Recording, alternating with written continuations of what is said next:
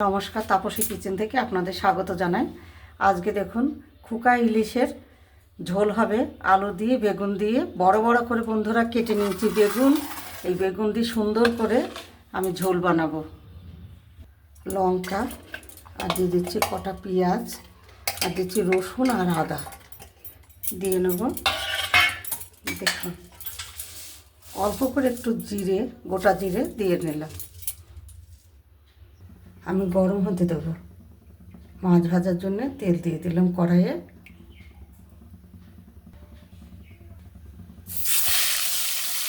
মাছগুলো দিয়ে নেব, ভেজে নেব।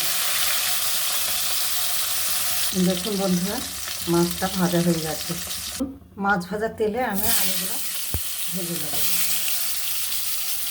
এবার বন্ধুরা আমি মশলাটা দিয়ে দিচ্ছি। এবার দেখুন মশলাটা আমি দিয়ে দিলাম।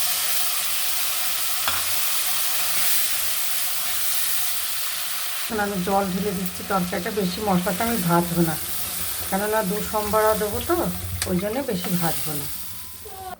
বন্ধুরা দেখুন কি বড় বড় করে বেগুন কেটে দিয়েছি। এই মাছের ঝোলে বেগুন এইভাবে এই ফুটের ওপর তুলে দিলে বন্ধুরা খেতে খুব স্বাদ হয়। তাই আমি এই ফুটের ওপর তুলে দিয়ে আমি ঢেকে দিলাম।